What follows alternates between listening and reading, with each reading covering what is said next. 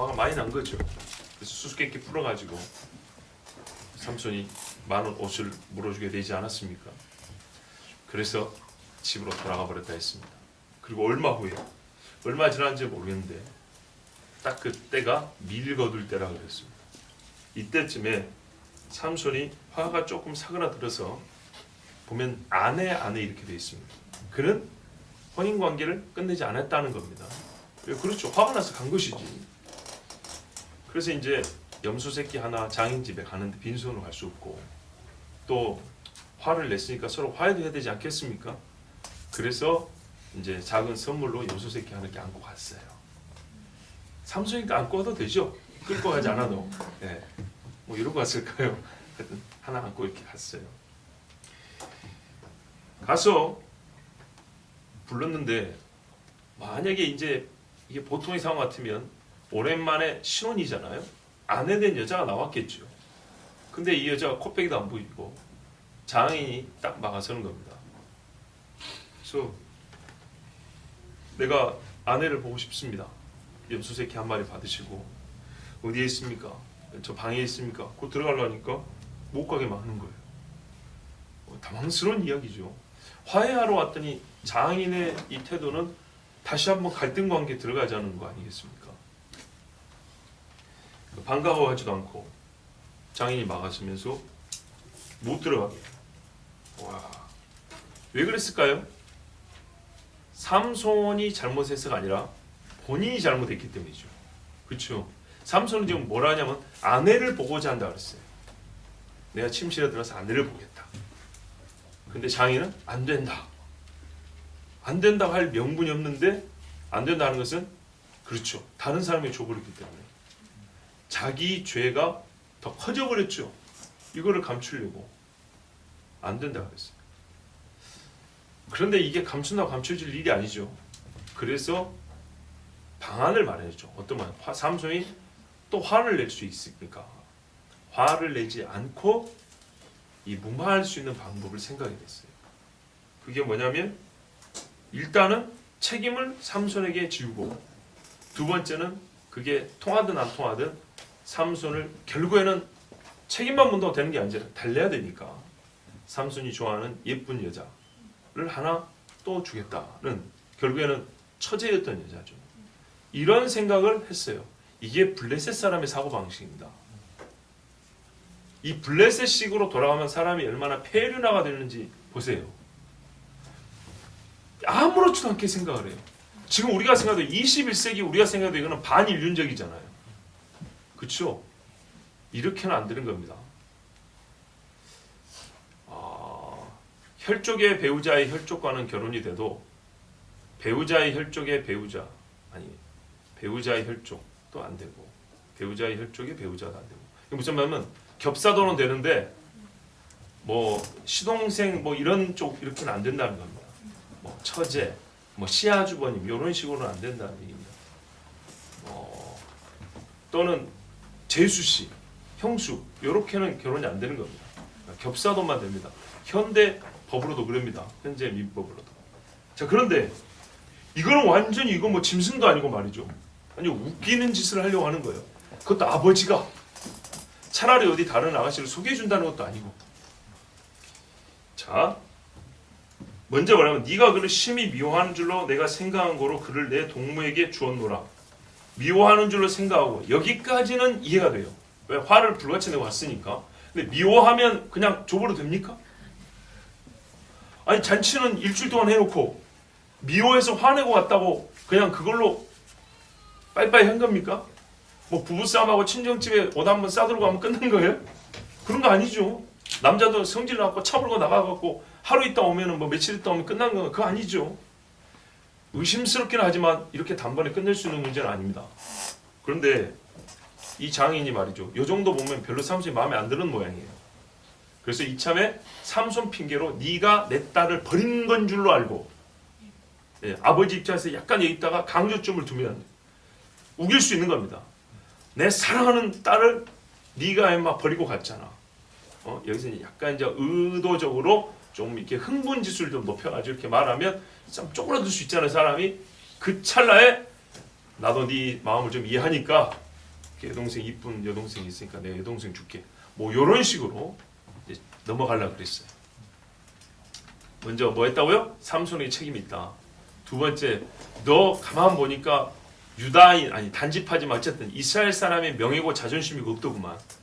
그냥 눈에 좋으면 그냥 뭐 블레셋 사람이고 뭐고 가리지 않는 거 보니까 여동생이 이쁘니까 이유가 딱 하나예요. 이쁘니까 데려가서 살아라. 이렇게 한 거예요. 아버지가 딸에 대하여 생각하는 것도 참 저급하지만은 삼손을 그 분노를 누그러뜨리고 무마시키기 위해서 하는 이 행동이 야 어떻게 이 인생을 굉장히 오래 산 사람인데 이런 식으로 이 중대한 일을 해결하려고 하는지 아무리 블레셋 사람이지만 이거는 정말로 너무하다. 하나님 없는 세상 사람들의 사고방식이 어디까지 떨어질 수 있는가 볼 수 있습니다. 자, 이게 블레셋의 악습입니다. 잘못된 아주 더러운 사고방식이에요. 근데 삼손이 이걸 안 받아들입니다. 야, 제가 그래서 오늘은 삼손을 좀 칭찬해 주고 싶어요. 멋져요. 아니 삼손 입장에서 괜찮은 거거든요. 옛날에 야곱 보세요. 야곱은 뭐 온다니까 다 데리고 왔잖아요. 4명이나 데리고 살았잖아요. 근데 삼손은 여기서 아니라 그럽니다. 이거 옛날 야곱 같으면은 상황적으로 맥락적으로 예스에도 두 번 뭐라 하겠어요. 근데 삼손이 여기서는 아니라 그럽니다.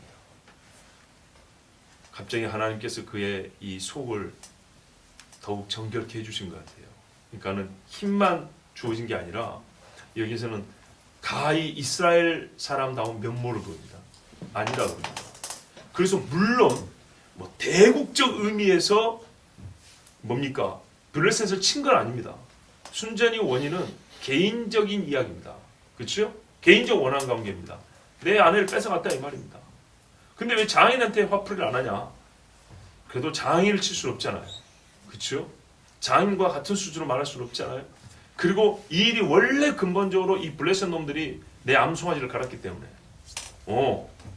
이놈들이 비겁한 짓을 했기 때문에 야기된 이야기다. 일이다. 이 생각에서 삼손이 그들 그러면서 블레셋 전체로 일을 확대시킵니다. 이게 여기서 뭐랄까요? 이 정당한 분노죠. 분노는 정당한데 정당한 분노의 스케일을 키워버립니다. 그리고 이것을 블레셋 사람을 치는 명분으로 삼습니다. 이에 대하여 조금 과하다 싶긴 하지만 아내를 불법적으로 빼앗긴 남자 입장에서는 솔직히 이 정도 분은 이해는 됩니다. 자, 이번은 내가 블레셋 사람을 해칠지라도 그들에게 대하여 내게 허물이 없을 것이니라. 예, 그는 남편으로서 법적 권리를 분명히 했습니다. 그리고 불법을 저지른 자는 자기가 아님을 명백하게 말했습니다.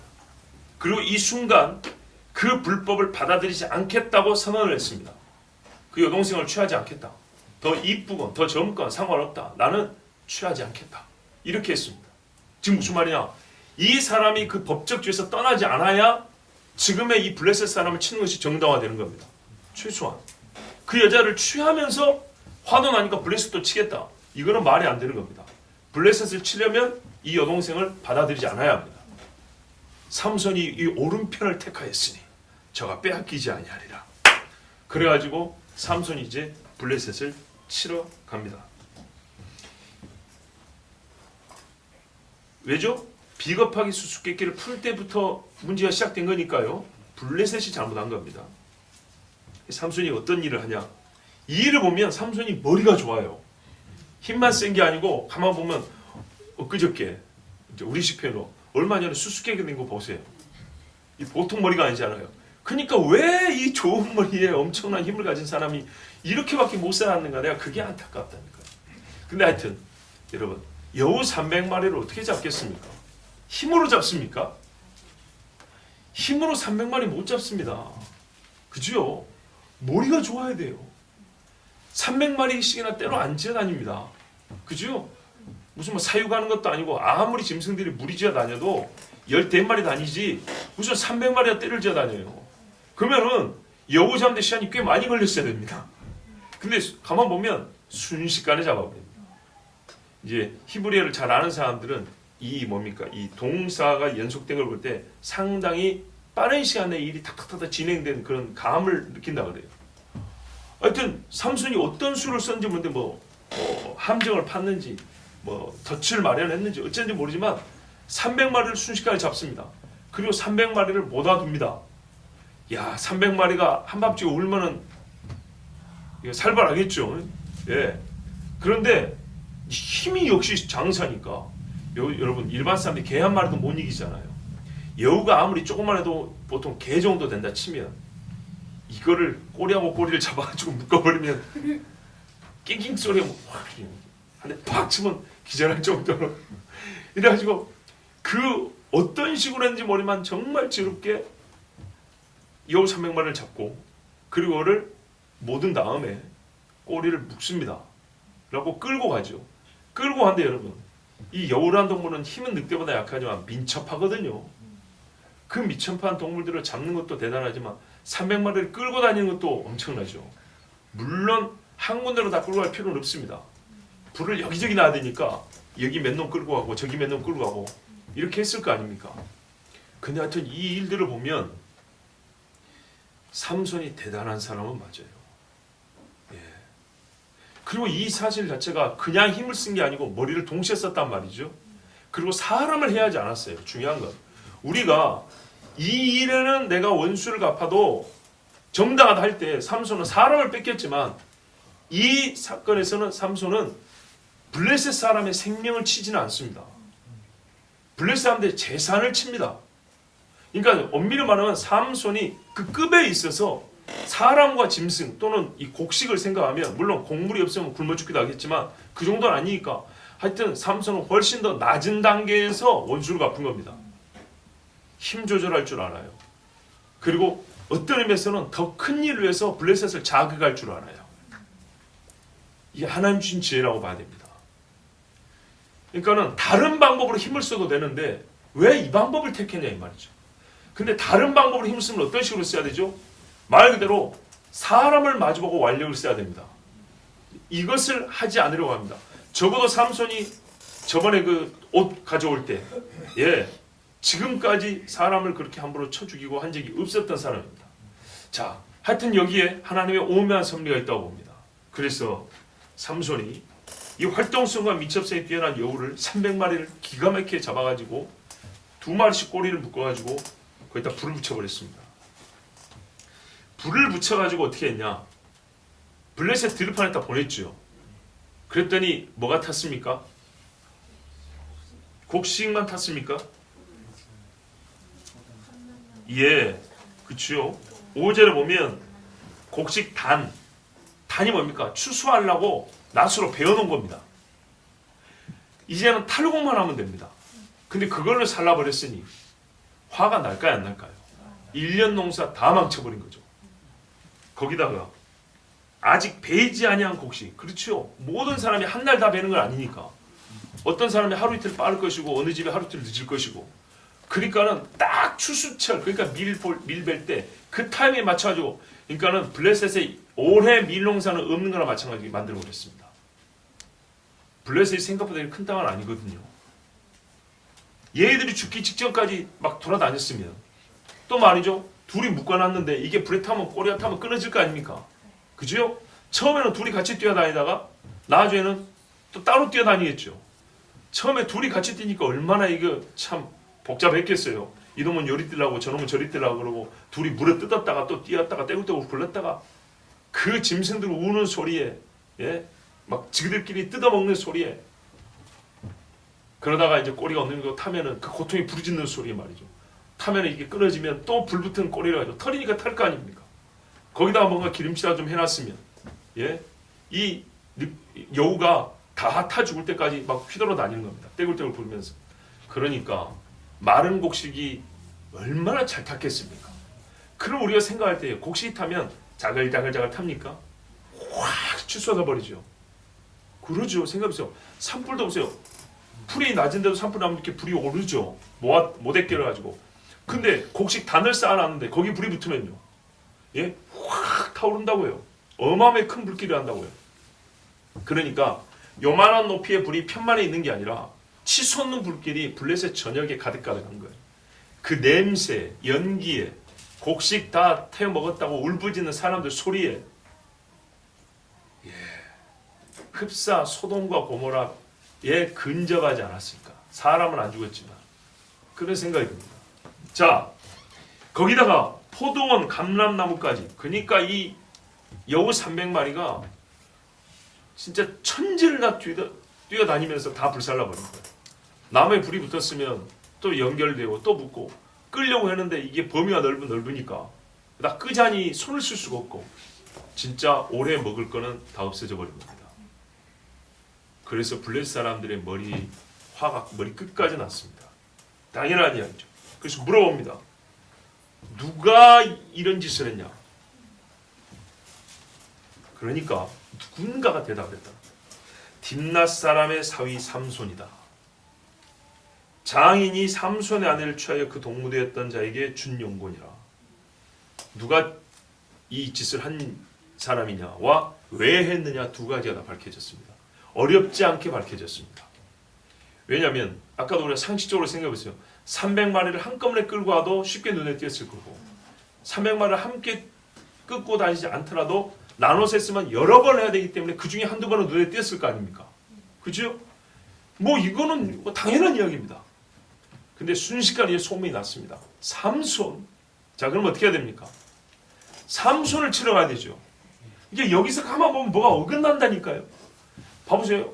아내를 남에게 준 건 장인인데 블레셋을 치고 불사른 건 삼손인데 이 사람이 또 그 장인 집으로 가요. 이런 엇갈림이 하나님의 섭리라고 봐야 된다니까요. 이러면서 어떻게 하면 돌고 돌면서 일이 점점 커집니다. 커지면서 블레셋 사람이 결과적으로 죽는 것은 블레셋 사람입니다. 그래서 블레셋 사람이 점점 더 많이 죽게 됩니다. 그리고 하나님은 현재 이스라엘을 드러냅니다. 이게 하나님의 섭리입니다. 삼손의 머리에서는 이들을 어떻게 해야 할까 하는 여우를 붙잡는다는 정도의 지혜까지 있을지 모르지만은 블레셋과 이스라엘을 상호 평화 공정 관계에서 대립과 싸움의 관계로 본래 너희는 함께 손잡으면 안 되는 관계야. 이것을 깨우쳐 주시는 일은 하나님이 하십니다. 근데 이 엇갈림 속에서 그 일이 만들어지는 거예요. 자, 요 사람들이 이제 화가 나가지고 그래? 하고 어디로 가냐? 블레셋 사람이 올라가서 딥나가 약간 위쪽에 있었는가 보죠. 뭐 그죠? 고도가 높았건 뭐 북쪽에 있었건 그 여인과 그의 아비를 불사르니라. 이 사람들이 삼손을 잡아야 되는데 아무리 봐도 삼손을 상대하기에는 조금 겁이 난 모양이에요. 이제 좀 소문이 좀 나지 않겠습니까? 그리고 그들이 아무리 모자라도 양심적으로 볼 때 이거는 삼손의 장인이 잘못했다 라고 일단 판단이 든 거예요. 그래도 솔직히 블레셋 사람들은 삼손을 쳐야 되는데 좀 비겁하죠. 하여튼 그래가지고 삼손의 장인과 그의 아내를 불살라 죽여버렸습니다. 그 집을 싹 불태워버렸습니다.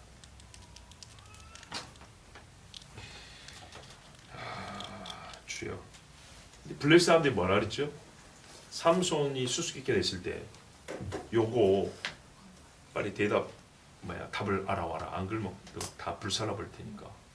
그거 겁내가지고 이 여자가 삼손한테 울고불고 갖고 다 열어냈죠. 불법의 결과는 바로 불살림입니다.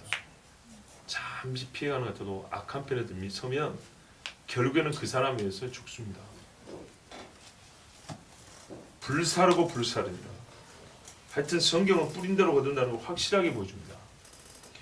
삼손이 자기의 아내였던 여자와 장인이었던 남자가 불사름을 당할 것까지 예상했을까요? 만일 예상을 했다면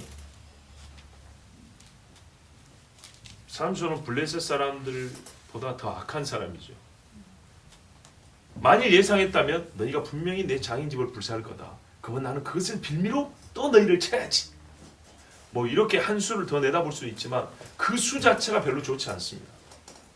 그렇죠. 차라리 네가 쳐라. 그러지. 다윗이 그랬잖아요. 네 아비가 나를 죽일 게 뭐냐. 내가 악한 게 있으면 네가 나를 죽여라 그랬잖아. 그런 식으로 안 하고도 삼손은 충분히 블레셋 사람을 칠 수 있고 쳐야 합니다. 그러니까 그런 식으로 머리를 한 번 더 굴렸다면 그 자체가 삼손이 선량한 양심을 갖고 있지 않다는 것을 말해준 겁니다. 그런데 정황적으로 볼 때 삼손은 몰랐다고 봅니다. 예. 왜냐하면 삼손은 자기를 공격해 오기를 바랐을 겁니다. 그죠? 그 사람들이 경제적 피해 규모가 엄청나고요. 또 삼손 한 사람한테 모욕을 당한 것이 참을 수 없는 그 모욕감에 화가 났기 때문에 그 사람들이 삼손을 치러 올 것으로 자기를 치러 올 것으로 얘기를 했을 겁니다. 상식적으로 나라도 그러지 않겠습니까? 그런데 하나님은 삼손에게 가기 전에 먼저 해결할 일이 있었어요. 삼손의 아내였던 여자와 그 장인을 불사르게 하셨습니다. 그리고 이 일을 보고 삼손이 너희가 이같이 행하였은즉 내가 너희에게 원수를 갚은 후에야 말리라. 원수 갚겠다고 이제 다짐을 합니다. 바로 이 말이 삼손이 자기의 아내의 죽음을 의도한 건 아니다. 이 사람들이 아내와 장인을 불사를 것을 예상한 건 아니라는 것을 보여줍니다. 예. 자기한테 올 줄 알았더니 이 비겁하게 말이죠. 아내와 장인에게 가지고 그 집을 불살라 그랬어요. 그래서 이제 나도 너희의 그 잔인함 그대로 핏값을 갚겠다. 예. 이것은 나의 정당한 권리다. 이렇게 삼손이 말을 하고 블레셋 사람을 치러 갑니다. 어디에서 쳤는지는 정확히 모릅니다. 그런데 블레셋 사람은 어떻게 쳤냐? 8절을 보면 정강이와 넓적다리를 쳤답니다. 번역에 우리 똑같은 한글 개역 개정인데도 1판에서부터 4판까지 있는 거 아시죠? 어떤 판에는 이 정강이와 넓적다리를 쳤다는 말이 없습니다. 예, 제가 가져온 데는 없습니다. 이 중요한 사실을 빼면 될까요? 삼손이 정강이와 넓적다리를 왜 여기만 공개했는지는 모르겠어요. 머리를 한 대 때리면 될 거를 정강이 넓적다리 한마디로 해서 다리를 하체를 쳤다는 얘기거든요. 이 하체를 크게 쳐서 죽이고 하체를 치면 사람이 죽습니까? 안 죽습니다. 정확하게 이게 어떤 식으로 죽였다는 건지 잘 모르겠습니다. 왜냐하면 제가 그 개역 개정 본문을 보고 설교 준비를 했는데 이 부분이 빠졌어요. 근데 지금 보니까 이 정강이와 넓적다리를 쳤다는 게 지금 우리 성격이 있는 거예요. 지금 다른 본문을 보고 같은 개역 개정인 줄 알았는데 다른 본문을 보고 해가지고 제가 이 부분은 좀 더 연구를 못했는데 일반적으로 정강이와 넓적다리를 쳐서 죽는 경우에는 하체가 버텨주지 않으면 숨을 못 쉬는 경우거든요. 예수님이 십자가 매달렸을 때처럼 다리가 힘을 줘야 이렇게 올라가야지 횡격막이 자유롭게 되고 숨을 쉬는데 질식사 시킬 때 보통 몸이 걸어진 상태에서 다리 힘이 빠지면 상체로만 이거 버틸 수 없어서 숨을 거두게 됩니다. 혹시 그런 식으로 죽였는지 그러면 이거 사람 죽이는데 굉장히 복잡합니다. 아니면은 정강이와 넓적다리를 쳤을 경우에 뭐 어디를 떨어지게 실족하게 만들었다는지 정확히는 모르겠지만 하여튼 일반적인 살해 방법은 아니지만 정강이와 넓적다리를 쳐서 블레셋 사람을 많이 죽였습니다. 이리 죽이고 어디로 갔냐면 에담 바위 틈에 들어갔다 합니다. 에담 바위는 어디에 있냐? 유다 지파에 있습니다. 유다 지파에. 그러면 왜 이 사람은 유다 지파에 있는 에담 바위를 갔을까요? 무서워서요? 무서워서가 아닙니다. 자, 봐보십시오.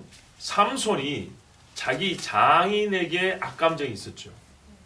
또는 그 30명의 수수께끼를 거짓말로 풀었던 악하게 풀었던 그 청년들에게 악감정이 있죠. 근데 그걸 확대해서 블레셋 사람을 치는 이유로 삼았죠. 그럼 똑같습니다. 블레셋 입장에서 삼손 한 사람이 아니라 삼손의 집, 단지파. 크게 보면 이스라엘. 그렇죠. 이게 자연스럽게 이스라엘에 대한 증오를 키우는 겁니다. 거기다가 삼손이 어디 숨었냐면 단지파 사람인데 유다지파로 간 겁니다. 유다지파에 가서 숨어 있습니다. 그러면 자연스럽게 어떤 대결 구도가 형성될까요? 그렇죠. 블레셋과 유다가 되겠죠. 블레셋과 유다가 되면 유다는 이스라엘 전체 지파 중에 가장 강하고 우두머리 된 지파니까 이스라엘이 함께 뜻을 모을 수도 있겠죠. 삼손은 약간 그것을 의도했을 가능성이 있습니다. 사실 오늘 메시지의 큰 두 덩어리 이 중심 메시지를 나누면 이 앞과 이 뒤인데요. 삼손이 블레셋 사람을 치는데 전과는 좀 다른 뭔가 자기 욕정을 제어하는 모습이 있다. 좀 긍정적입니다. 두 번째는 이 유다 사람들 이야기입니다. 삼손은 의도적으로 유다까지 가서 바위 틈에 거했습니다. 물론 지리적으로 가깝긴 하지만 그래도 유다까지 안 가게 됩니다. 왜? 겁이 나서 도망간 건 아니기 때문에. 다른 의도가 있었던 겁니다. 자, 일단은 이 정도 되면 블레셋 사람들이 이제 이 삼손을 죽이겠다고 하지 않습니까? 그러면 삼손이 숨어만 있을 게 아니라 나팔을 불고 깃발을 들고 모여라, 나를 따르라. 그렇게 했으면 좋았을 건데 이 한 걸음 더 나가지 못한 게 뭐냐면 숨어만 있는 겁니다. 바위 틈 속에. 그러지 않아도 되거든요, 이제는. 그런데 삼손은 숨어 있었습니다. 비록 개인적인 욕정 때문에 발생한 일이고 개인적인 원수가 아픔에 어떻게 보면 불과한 일이라 볼 수 있지만 이 일은 점점 이제 민족적인 공분과 민족적 대립으로 이게 지금 흘러가고 있어요. 그렇다면 그 크기에 맞게 본인의 입지를 스스로 높일 건 아니지만 사사로서 부름받은 자기의 사명을 좀 그 크기에 맞게 행할 수 있는데 여전히 삼손은 개인으로 머물러 있습니다. 이게 안타깝지요. 이 정도 분위기 형성되면 되거든요. 그런데 그렇지 않아요. 왜 그랬을까요?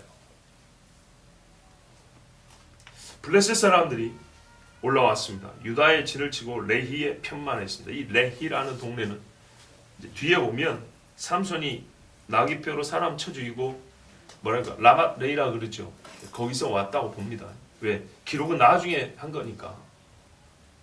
그 지역 결국에는 그들이 죽은 그 지역에 이제 모였다는 거예요. 거길 나중에 레이라고 부른 거지고 아마 그렇게 보이는데 자 여기에 블레셋 사람들이 편만했답니다. 많은 군대가 모여서 유다를 앞에 놓고 진을 친 겁니다. 여기서부터 에담 즉 삼손이 숨어있는 데하고는 거리가 얼마 멀지 않습니다. 가깝습니다. 그러면 이 사람들이 바로 에담 바위트로 가면 될 건데 유다 사람들한테 너 어디 있는지만 알아내고 알려주라 이러면 될 텐데 블레셋 사람들이 가만히 있습니다. 왜죠? 유다 사람들을 통해서 삼손을 잡으려고 한 겁니다. 예. 10절 보십시오. 유다 사람들이 가로되 너희가 어찌하여 올라가서 우리를 치느냐? 그들이 대답하되 우리가 올라오기는 삼손을 결박하여 그가 우리에게 행한 대로 그에게 행하려 함이로라. 블레셋 군대를 보고 유다가 물었습니다. 왜 우리를 치러 왔냐? 그랬습니다. 무슨 말입니까? 치러 올 이유가 전혀 없는데 이게 어떤 의미냐? 우리가 당신들에게 동화되었고 우리가 모든 면에서 블레셋 사람들처럼 살고 있는데 블레셋이 유다를 칠 이유가 어디 있냐 이 말이죠. 지금 우리는 당신들 시킨 대로 다 하는 사람들 아니냐. 당신들의 종처럼 살고 있지 않냐. 네, 우리가 막 억지로 하는 것도 아니고 순순히 당신들의 뜻을 따라주고 당신들의 법과 당신들의 풍습과 당신들의 일반적인 뭐 불편한 명령이 됐든 뭐가 됐든 조공을 바치라는데 우리가 다 따라주고 있지 않냐. 똑같이 생각하고 똑같이 행동하는데 어찌하여 우리가 대적 관계가 되어야 되느냐. 즉 우리는 공존하는 관계고 서로 상생하는 관계인데 왜 우리를 대적하느냐고 유다는 이해할 수 없다는 식의 질문을 합니다. 이 말 자체가 우리는 화가 나는 거죠. 유다가 무슨 우리는 지금 거의 블레셋 사람인데 왜 우리를 치러 왔냐 이 말입니다. 맞설 요량으로 묻는 얘기가 아니죠. 예, 보통 내가 왜 왔느냐 할 때는 자기 나름의 전쟁의 정당성을 확보하려고 물어보는 겁니다. 말도 안 되는 소리 하지 마라 이러면서 이제 나가는 거죠. 근데 유다는 그게 아니라 당황해서 또 겁이 나서 이렇게 물어본 겁니다. 무슨 말입니까? 뭔 이유인지 우리는 도대체 알 수 없는데 우리는 완전 블레셋 사람인데 당신들이 뭔 이유로 있다면 우리가 그것마저도 따라줄 테니까 얘기만 하라는 거 얘기만. 그랬더니 하는 말이 삼손을 알지. 삼손이 우리한테 행한 짓도 아마 너희도 이제는 들었을 것이다. 그놈만 잡아가면 된다. 그놈이 너희 유다 쪽으로 숨어들었다는데 찾아와. 이것이 블레셋 사람들의 말이었습니다. 이 사람들은 삼손만 잡아간다 하고 말했습니다. 이유는 그가 우리에게 행한 대로, 삼손이 우리에게 불의한 일을 행했기 때문에 우리가 그를 합법적으로 처벌하려고 하니까 너희는 범인 인도만 하면 된다. 이런 식으로 얘기를 한 겁니다. 자, 그런데 실제로 삼손이 불의하게 행했습니까? 그가 행한 대로 하려 한다 했기 때문에 삼손이 행한 것을 따져보면 과연 삼손이 그렇게 크게 잘못했습니까? 아니죠. 아내를 뺏어간 것에 삼손은 재산 피해를 줬고요. 장인과 장인의 집 안에 있던 여자를 불살라 없애버린 것 때문에 그는 사람의 다리뼈를 불러서 죽였습니다. 뭐 피장파장 아닙니까? 그런데 이 사람들은 삼손이 행한 것이 불법이기 때문에 그 불법 행한 그대로 우리가 갚을 거니까, 즉 죽인다는 얘기입니다. 그러니까 삼손을 내놔라 그랬습니다. 자, 그러면은 어쨌든 형제라면 어떻게 해야 되죠? 과연 행한 대로 삼손이 뭘 했는지를, 그렇죠, 내막을 파악해야 되겠죠. 그리고 그 다음에 판단을 내려야겠죠. 유다는 그럴 마음이 없습니다.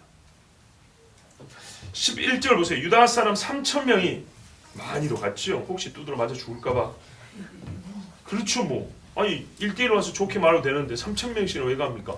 3,000명 모일 정도 되면 블레셋하고 싸우겠네 차라리. 웃기는 사람 아닙니까? 3,000명이 모여가지고 에담 바위 틈으로 갔대요. 그래서 삼손이 말하면 너는 블레셋 사람이 우리를 관할하는 줄 알지 못하느냐. 야, 이 거짓말쟁이들이네. 아까 뭐라 그랬죠? 너희가 어째 우리를 올라와 치느냐. 즉 우리하고 너희는 하나인데, 공존인데. 그러나 여러분 속으로는 알고 있었어요. 그들이 우리를 관할하고 우리는 그들의 종인 거예요. 여러분, 블레셋과 유다는 사실관계는 공존이 아니라 굴종인과 지배였습니다. 지배와 복종이었습니다. 세상과 대등한 관계에서 상호 양보와 인정에 근거한 평화 공존은 없다는 것을 명심하셔야 됩니다. 없습니다. 이스라엘을 종로로 시키면서 우리는 이스라엘과 화평하다. 불가능합니다. 교회를 종사를 시키는데 교회 사람들은 바보같이 우리는 세상과 서로 화평하다. 불가능한 이야기입니다. 양심적으로 말하면 우리가 세상에 어떻게 해요? 관할을 당하고 있는 거예요. 세상이 우리를 관할하는데 이게 속 깊은 양심의 소리고 아님매 하면서 어떻게 해요? 아, 우리는 서로 공존관계라고 이렇게 말하는 겁니다.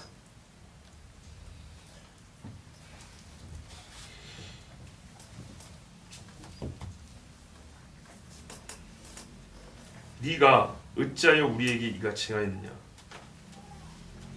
내막을 알고 하는 소린가요?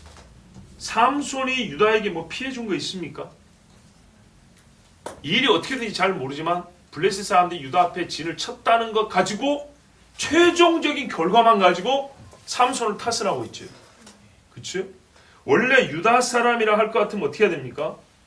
유다답다는 것은, 이스라엘의 우두머리 지파답다는 것은 어떻게 됐는지를 확인을 하고 옳고 그름을 가린 다음에 옳은 편에 서야 되는 겁니다. 그런데 유다는 삼손보다 더해요. 자기 이익과 손해만 따지는 겁니다. 그래서 손해보지 않기 위해서 삼손을 잡아주기로 결정을 하고 삼손에게만 탓을 돌립니다. 네가 왜 이런 짓을 했냐고. 비겁하죠. 그 수수께끼 비겁하게 푸는 놈들보다 더 비겁하죠. 거기는 30명인데 여기는 3,000명인데.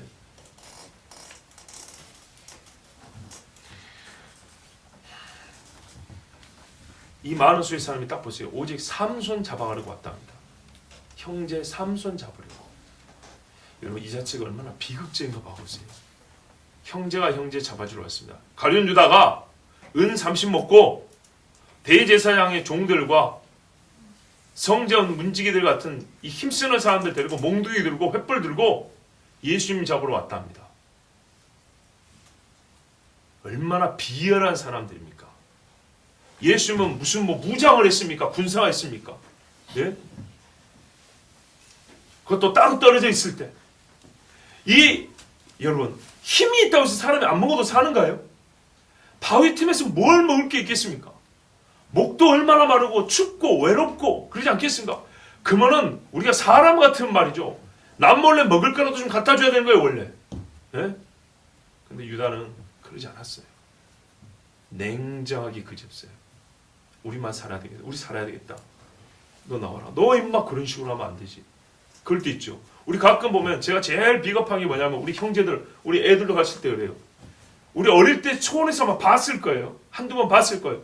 형제가 여럿인데 그 중에 동생인가 누군가가 내 친구나 선배들한테 맞고 있는 거예요. 야단을 들면서. 근데 형인 내가 같이 그들 거들어주는 거예요. 사실 속으로는 내 동생이 안쓰럽고 말려줄 수 있는데 내가 힘이 없어. 그래서 일부러 그래 좀 맞아야 돼 하면서 왜 그래 형이 그러면 옆에서 네 동생이 어쩌고저쩌고 하면은 편을 들어주지 않고 오히려 그 사람들 편을 들면서 모른 척하고 가버린 경우가 있어요. 나 시골에서 그런 거 봤어요. 형들이 비겁하게 동생이 남한테 맞고 있는 걸 보고 모른 척 가버리는 거예요. 얼마나 그게 기억에 남는지 몰라요. 그 사람은 어릴 때지만 평생의 인격을 판단할 때 그게 머릿속에 지워지지 않아요. 유다가 이 정도예요. 유다가 이런데 다른 지파는 볼 게 있습니까? 제일 힘센 유다가 이러는데. 그런데 삼손이 말이죠. 어찌된 영문인지 화를 안 내요. 나 같으면 너희가 유다냐 하고 소리를 칠 텐데 와 이때 삼손은 말이죠. 매우 즉흥적이고 흥분하고 이 동물적 본능으로 사는 사람이 아니라 매우 오랫동안 인격 수양을 한 사람 같아요. 뭐라합니까? 그들이 내가 행한 대로 나도 그들이 행하노라. 그리고 뒤에 가면 너희들이 내게 손을 들지 않는다고 하면 내가 순수히 따라가겠다 그러죠. 그들은 나에게 내가 행한 대로 간다 했는데 나는 나야말로 그들이 행한 대로 했을 뿐이다. 정말 이렇게 양자의 말을 들었으면 유다는 오른쪽을 편을 들어줬어야 됐습니다. 삼손의 말도 그렇습니다. 나는 정당한 원수를 갚았다. 이제 당신들 양심에 따라 판단하고 어느 편에 서야 될지 결정해라. 내 말을 다 들었다면 당신들이 해야 할 일도 알 것이다. 그런데 이 사람들이 하는 대답은 뭡니까? 12절 보세요. 우리가 너를 결박하여 블레셋 사람의 손에 넘겨주려고 내려왔노라. 관심 없어요. 참 우리가 블레셋 사람한테 맞아 죽게 생겼다. 비겁합니다. 일말의 고려나 고심의 흔적이 없습니다. 그냥 준비해온 답입니다. 얼마나 부끄러운 말인가마는 서슴치 않고 말했습니다. 부끄러움도 모릅니다. 블레셋 사람들의 손에 형제인 너를 결박하여 붙이러 왔다. 이 비겁함과 무지와 악함을 강렬하게 비난해야 되는데 삼손은 어찌된 영구인지 이때 물론 하나님 하실 일을 알았기 때문이기도 하죠.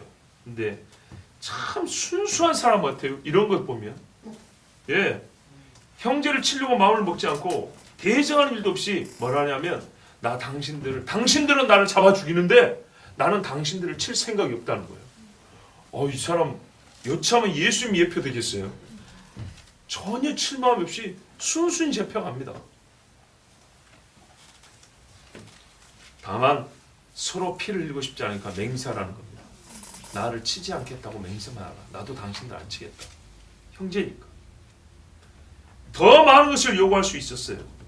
근데 삼손은 딱 여기까지만 요구했어요. 이날 삼손은 블레셋을 치려고 뜻을 정하신 하나님의 뜻만 이루고자 했습니다. 넘어가지 않았어요. 자기의 분노를 충분히 다스렸고요. 어떤 것은 분노도 나지 않았어요. 하나님께서 삼손의 인생 중에 마지막 끄트머리하고 바로 이 순간 가장 그의 속사람을 됨됨이가 말이죠. 훌륭하게 만드는 그 짧은 시간 이렇게 빚어주신 것 같은 느낌이에요. 자, 그랬더니 이 형제들이 옵니다. 그래, 아니라도 안 친다. 우리가 다만 너를 단단히 결박하여 그들의 손에 넘겨줄 뿐이요 우리가 결단코 너를 죽이지 아니하리라. 그러면서 새거 헌 것이 아니라 새 밧줄로 워낙 힘이 좋은 줄 아니까 직접 안 봤지만 그것도 두 겹을 해서 결박하고 바위 틈에서 끌어냈습니다. 솔직히 유다 사람들이 어떻게 삼손을 당해내겠습니까마는 유다 사람들은 삼손을 결박하여 블레셋 사람들에게 내어주기만 하겠다고 맹세했습니다.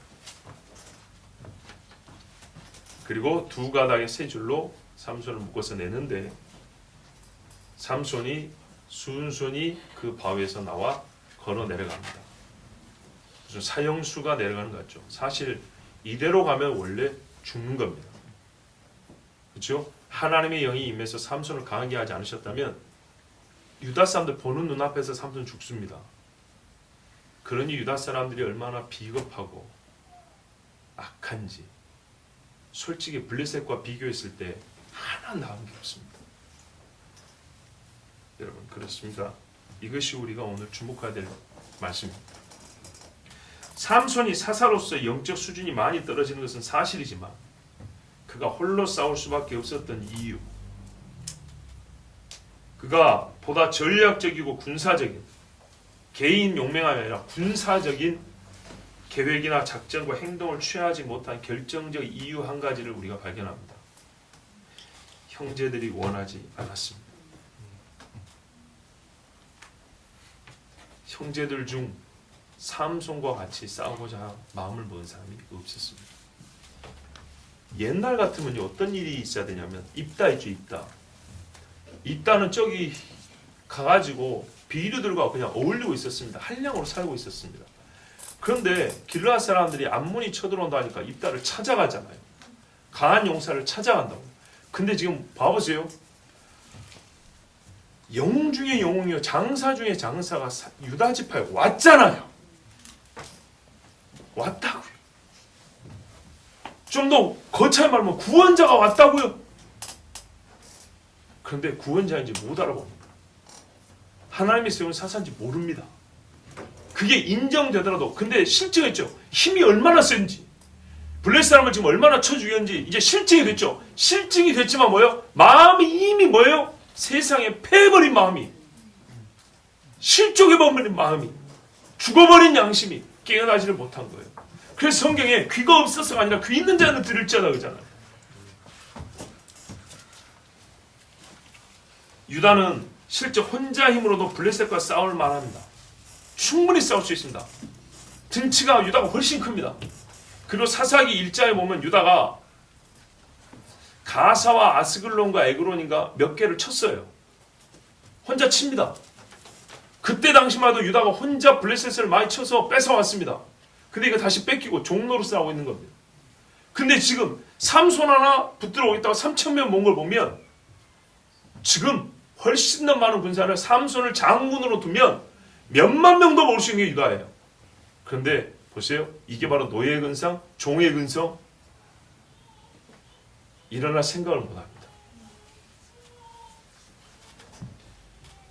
자기들에게 하나님의 사자가 와 있으며 전무후무한 힘을 가진 자, 그 능력까지 이미 입증한 삼손을 앞세워서 블레셋과 맞서 싸울 생각을 하지 않습니다. 도리어 삼손을 잡아주고 블레셋으로부터 임시 평화를 얻어내려고 합니다. 어리석고 악한 자들입니다. 그래서 언제까지 갑니까 이게? 다윗 때까지 갑니다. 다윗 때까지. 네, 어린 자만 100년이 더 간다고요. 삼손 때 해결할 수 있었던 문제를 이 귀한 기회를 놓쳐버리니까 100년이 가버린다고. 100년이. 오늘날 교회에도 이와 같은 일이 있지 않습니까? 세상에 힘 있는 자들의 맞설 힘을 가지고 있으면서도 한국교회가 똘똘 뭉치면 힘이 없습니까? 자기들에게 있는 권세와 힘이 얼마나 되는지 또 누가 함께하는지 알지 못합니다. 교회가 모이면 하나님이 얼마나 큰 권세를 갖게 하고 힘을 갖게 하는지 알지는 못하고 그보다 더 중요한 하나님이 함께한다는 것은 말만 하지만 실제로는 전혀 실제로 믿지도 않고 알지도 못합니다. 대부분 그렇습니다. 시세를 보는 눈이 감겨있고 사례 분별을 하지 못해요. 누가 옳은지 블레셋이 옳은지 삼손이 옳은지 적어도 누가 더 나쁜지 가리지를 못합니다. 그저 늘 해오던 굴종과 익숙해진 종의 근성만 보입니다. 그리고 하나님께서 세운 사사가 있음에도 불구하고 그를 잡아 대제에게 넘겨주는 일을 반복합니다. 믿음의 사람들께 넘겨줍니다. 가룟 유다가 있는 겁니다.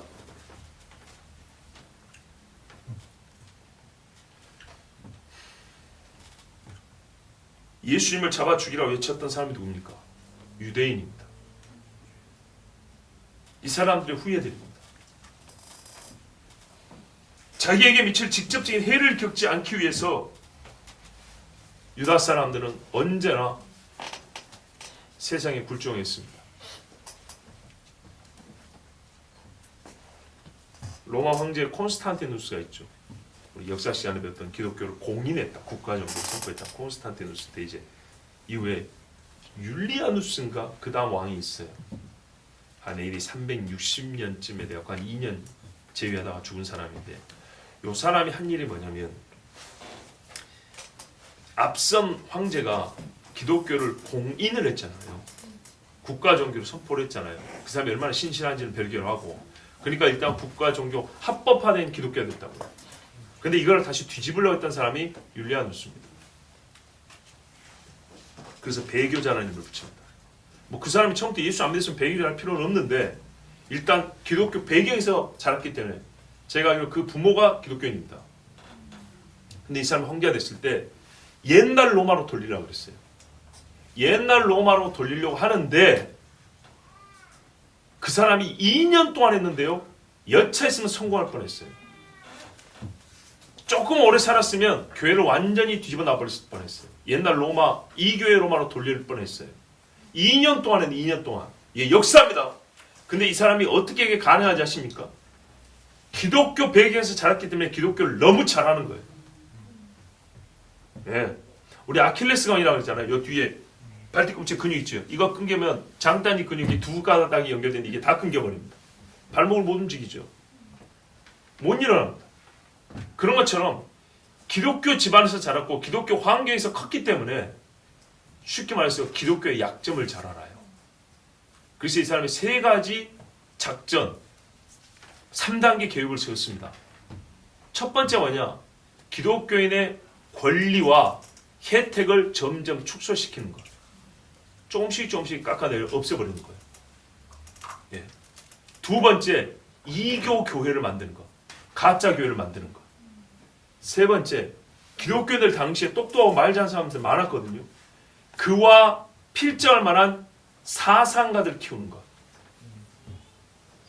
이게 여러분 1700년 전에 로마에서 있었던 일이에요. 이 세 가지를 기독교 없애는 이 3대 작전으로 세웠어요. 첫째 뭐라고요? 기독교인의 권리와 혜택을 축소시키는 것. 이교 교회, 가짜 교회를 만드는 것. 그리고 기독교 사상에 필적할 만한 이교 사상을 선포할 사상가들 키우는 것. 이걸 가르친다 했어요. 근데 이렇게 2년을 했어요. 2년을. 근데요, 휘청휘청했어요. 그것만 쓴 게 아니에요. 이 사람이 교회에서 컸기 때문에 뭘 하냐? 이게 이제 오늘 말씀과 또 관계가 있는 게 뭐냐?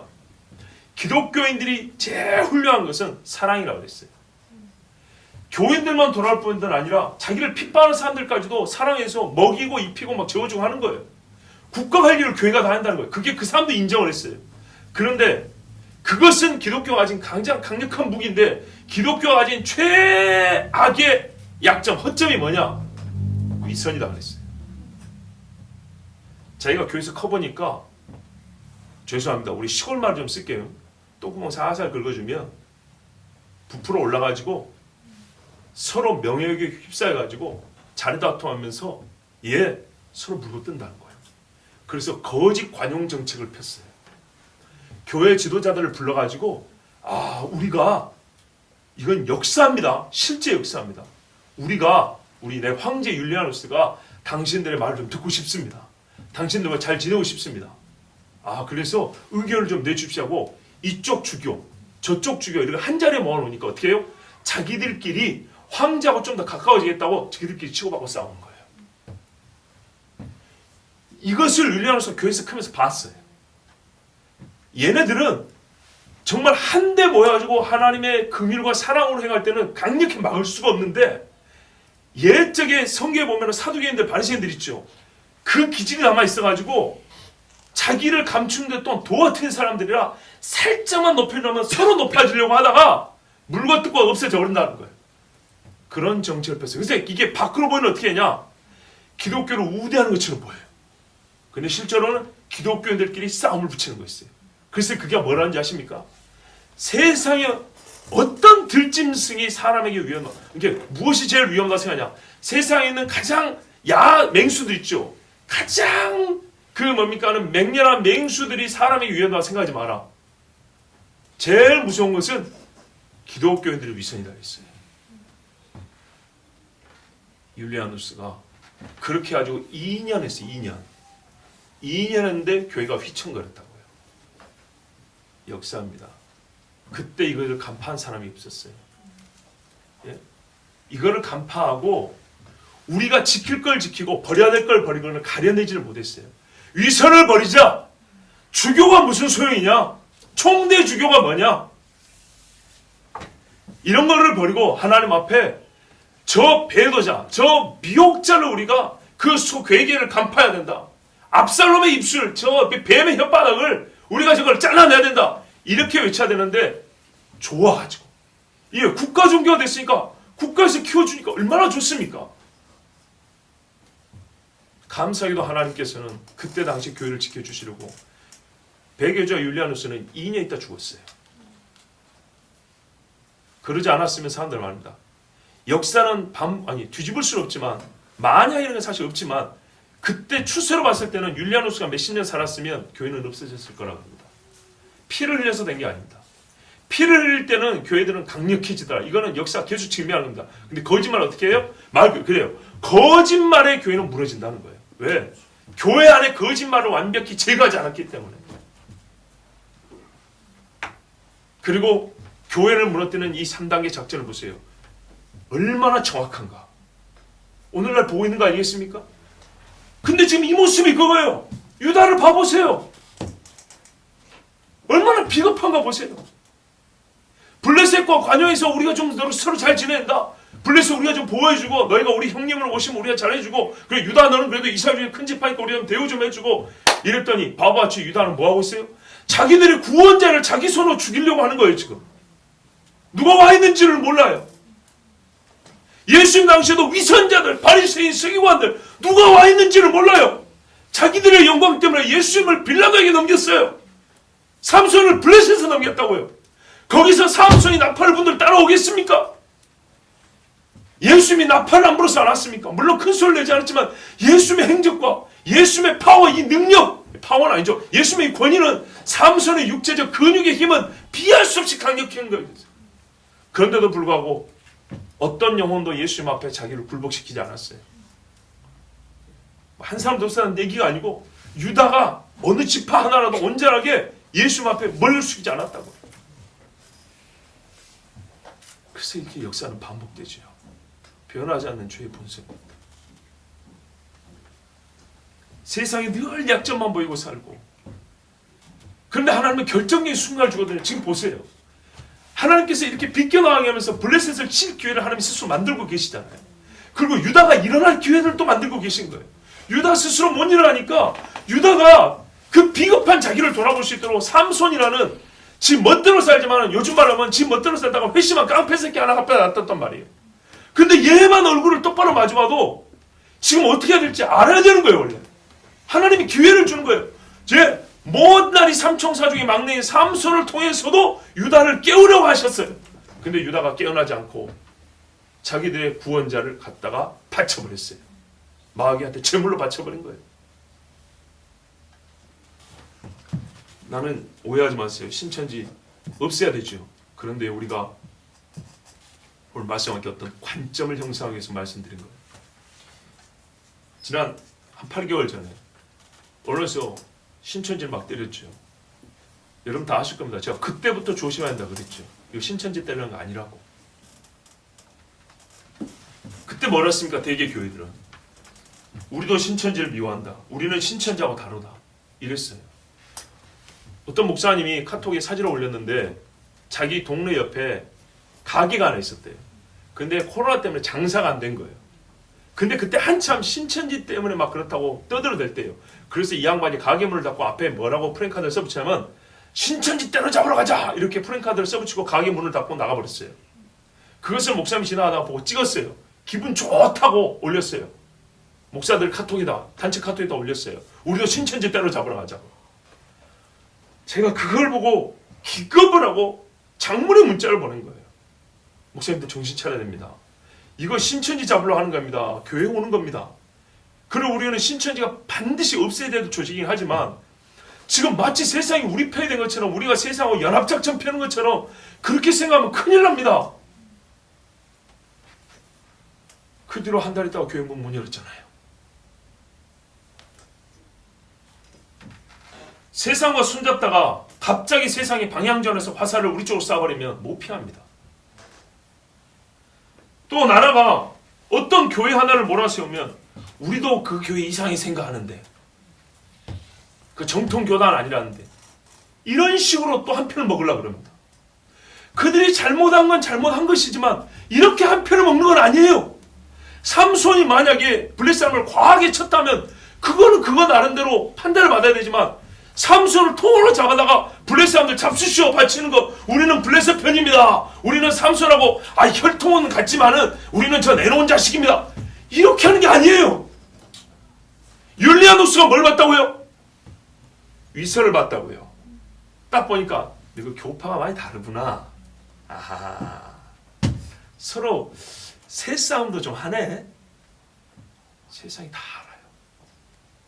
그거 다 분석한 겁니다. 마귀가 얼마나 영악한지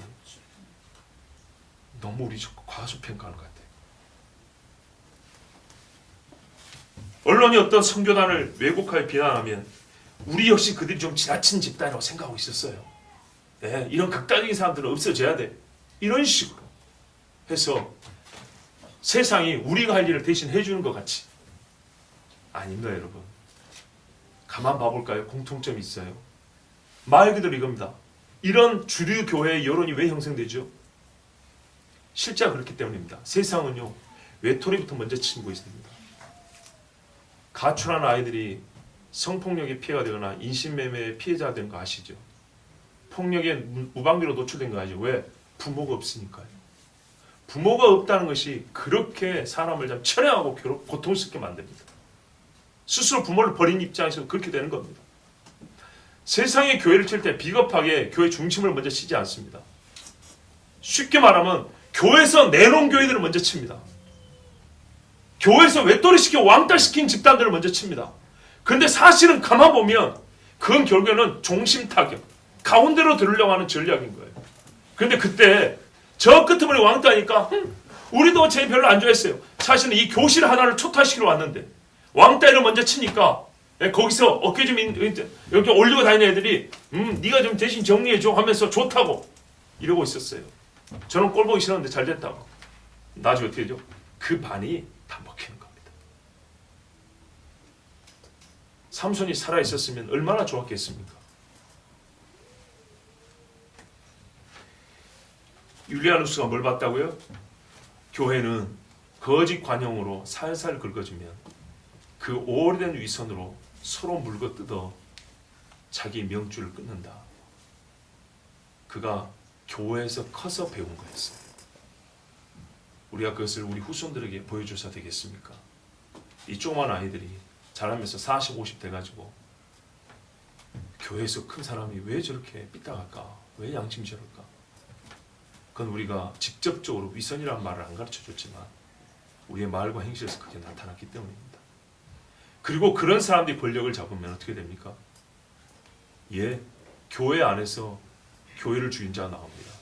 마지막 때도 배도하는 자가 있고 가룟 유다가 예수님을 팔았다는 걸 아셔야 되고 유다 지파가 가장 힘 있는 유다 지파가 삼손을 잡아 블레셋에다가 묶어다 내줬다는 걸 알아야 됩니다. 오늘 삼손은 정당합니다. 지금의 삼손은 선으로 악을 이기려는 사람입니다. 왜요? 형제를 치지 않았습니다. 엄밀히 말하면 유다와 삼손을 이제 비교해볼까요? 유다가 악합니다. 그죠? 블레셋이 삼손보다 악하고 유다가 삼손보다 악합니다. 근데 삼손은 형제이므로 유다를 치지 않습니다. 자기에게 해를 주는 사람을, 악을 행하는 사람을 선으로 악을 이기고 있는 중입니다. 그런데 이제 나중에도 문제입니다. 우리 다음 주에 보겠지만 삼손이 블레셋을 쳤잖아요. 그러면 그 옆에서 유다가 구경했을 거 아닙니까? 그때서라도 삼손과 함께 나와야 되는데 유다는 끝내 비겁합니다. 죽을 놈만 죽는 거예요. 그냥 이 순간 삼손은 자기 정욕을 이겨내고 있습니다. 우리가 삼손이 어떤 인간인지 아시잖아요. 그렇다면 삼손에게 있어서는 정욕을 이겨낸다는 것이 진짜 큰 시험거리입니다. 근데 그걸 지금 이겨내고 있습니다. 삼손 같은 인간도 지금은 자기 정욕 때문에 살 때가 아니라는 것을 알고 적어도 유다를 위해 싸운단 말이죠.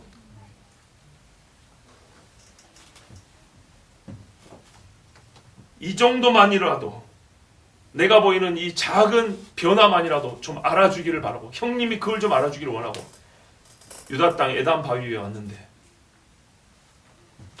형님들이 삼손을 잡아서 묶어서 블레셋 손에 넘겨줬습니다. 우리 보는 앞에서 죽이라고. 여러분, 교회여, 이 짓을 하지 맙시다. 제멋대로 삼손이 형제를 치지 않았음에 유다는 부끄러워야 합니다. 칠 수 있었지만 안 쳤습니다. 우리 그리스도인 성도 여러분, 최소한 신자의 명예는 지킵시다. 유다가 유다 이름값은 해야 될 거 아닙니까? 주 여호와께서 오늘 누구를 가장 옳다 하겠습니까? 하나님 편을 든 것 같지만 하나님은 욥을 그의 친구들보다 의롭다 하셨습니다. 오늘 블레셋은 악하며 유다는 더 악하며 삼손은 선합니다. 하나님께서 삼손을 통하여 유다에게 말씀하셨습니다. 유다 지파는 사자라고 했습니다. 사자예요. 처음 너희의 명예와 권위를 회복하라. 너희는 블레셋을 정복했고 다스렸던 자니라. 왕의 지파여, 너희 왕에게, 참 왕에게 절하고 왕의 싸움에 앞장서라. 하나님 이렇게 사자를 깨우셨습니다. 그러나 안타깝게도 사자는 여전히 잠에 빠져 있습니다. 잠들이는 사자가 무슨 힘이 있습니까? 여러분, 주께서 우리를 깨우실 때, 비록 못난이 삼손을 데려다라도 깨우실 때, 그때는 우리가 정말 포효하는 사자로 일어나야 될 때인 줄 알고 주의 부르심에 응답해야겠습니다. 우리 함께 기도합니다.